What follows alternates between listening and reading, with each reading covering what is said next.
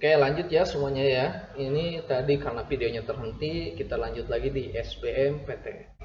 Oke, untuk SBMPTN sendiri, nanti kalian akan menggunakan tes UTBK.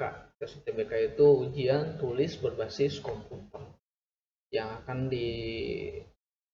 dikeluarkan oleh LTMPT nanti serentak untuk harinya biasanya 7 hari berturut-turut ya. Ada gelombangnya, ada 2 gelombang.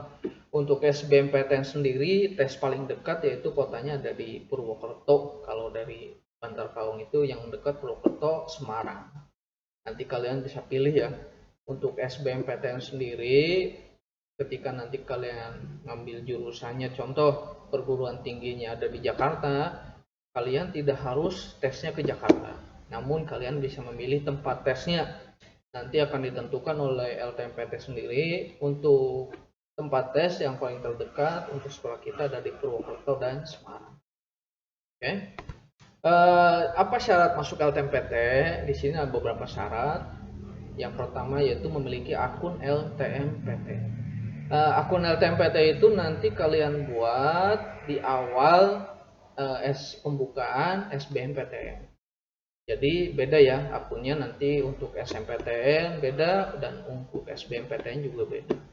Yang kedua ini untuk kakak kelas yang memiliki nilai UTBK SBMPTN, yang kakak kelas yang sudah pernah mengikuti itu masih bisa digunakan dan bisa mengikuti jalur masuk SBMPTN.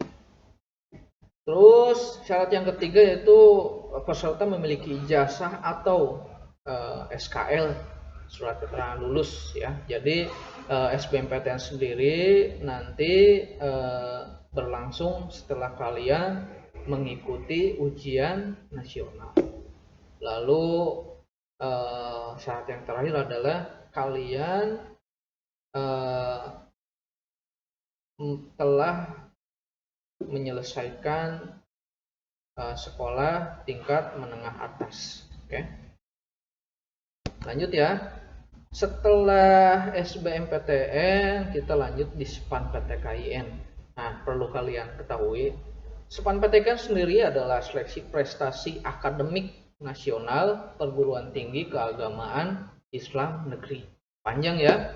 Jadi SPAN PTKIN adalah seleksi prestasi akademik nasional perguruan tinggi keagamaan Islam negeri. Untuk SPAN PTKIN sendiri ini di bawah Departemen Agama ya. Jadi tidak semuanya universitas bisa kalian ikuti karena di sini hanya ada tiga kategori yaitu UIN, IAIN, dan STAIN.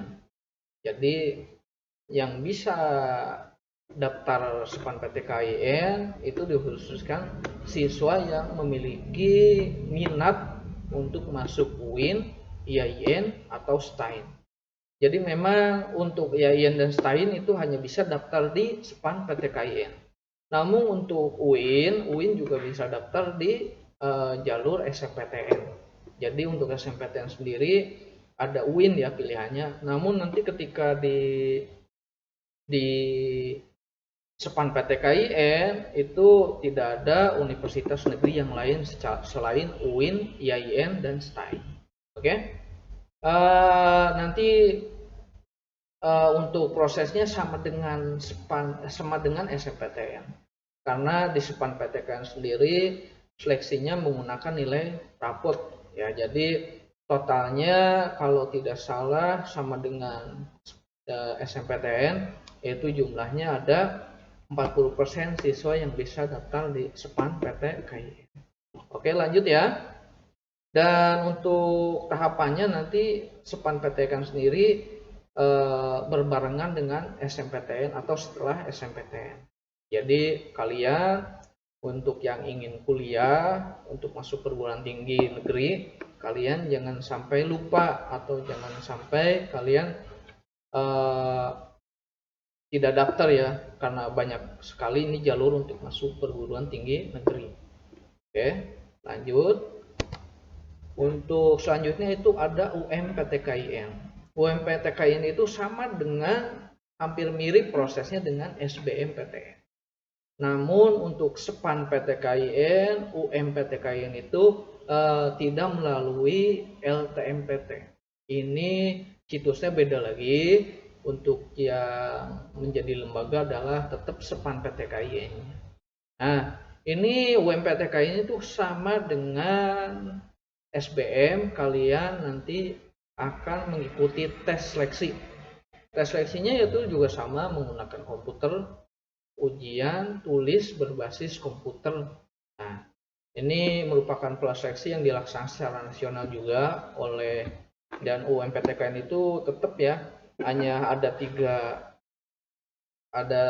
bagian yang bisa kalian pilih di UMPTKIN sama dengan SPAN, itu ada WIN, IAIN, dan STAIN. Untuk IAIN sendiri, untuk WIN yang paling dekat ada di Jogja, ada di Semarang. Untuk IAIN yang paling dekat ada di Purwokerto, ada di Pekalongan, itu yang paling dekat, dan di Salatiga. Jadi untuk kalian jangan sampai salah ya, UIN, IAIN, STAIN itu beda. Dan disilakan secara serentak. Oke, lanjut ya. Lalu setelah UMPTKIN ada lagi ini jalur penelusuran minat dan kemampuan Politeknik Negeri, atau biasa kita sebut dengan PMDK-PN. Nah, ini kemarin juga ada yang masuk ya di Poltekkes, itu Politeknik Kesehatan di Semarang. Kakak kelas kita alhamdulillah ada yang masuk, ada total kalau tidak salah 3. Ini mudah-mudahan nanti untuk Poltekkes sendiri tidak bisa diikuti oleh IPS ya. Untuk Poltekkes sendiri hanya bisa diikuti oleh IPA. Nanti yang IPA yang berminat untuk menjadi bidan, perawat, dokter gigi atau perawat gigi, nanti kalian bisa daftar di Poltekkes, Politeknik Negeri, Politeknik Kesehatan Negeri, oke, yang ada di Semarang. Lalu ini yang paling terakhir biasanya, ini adalah jalur yang terakhir, yaitu jalur ujian mandiri. Nah, jadi untuk masuk perguruan tinggi negeri ada jalur yang terakhir, yaitu jalur ujian mandiri. Nah, ujian mandiri ini ketat sendiri ya, karena banyak yang tidak diterima di SNMPTN, di SBMPTN, akhirnya jalur yang terakhir ini banyak yang mengikuti karena ini juga kuotanya sedikit juga untuk ujian mandiri. Jadi ini adalah jalur yang terakhir untuk masuk perguruan tinggi negeri ya. Di sini untuk ujian mandiri ada beberapa universitas juga yang menyeleksi dengan menggunakan nilai UTBK di SBMPTN. Jadi nilai SBMPTN itu selain menjadi patokan keterima di SBM-nya, itu juga nilai itu bisa menjadi modal nanti ketika mengikuti ujian mandiri ya.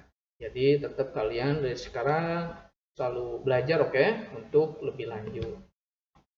Lalu apa saja yang harus dipersiapkan dari sekarang? Yang pertama ini Pade ingin memberikan pemahaman bahwa kita tetap selalu sering komunikasi silaturahmi ya di grup WA BK kelas 12. Di sana sudah ada guru BK, jadi kalian jangan sungkan-sungkan bertanya ke guru BK tentang apa yang menjadi kalian bimbangkan atau ada yang ingin kalian konsultasikan. Jadi kami guru BK insya Allah siap membimbing kalian. Yang kedua, ini persiapannya untuk yang ingin kuliah ini. Kalian harus punya planning ya. Planning itu berarti punya gambaran nanti jurusannya apa yang sesuai dengan kalian inginkan.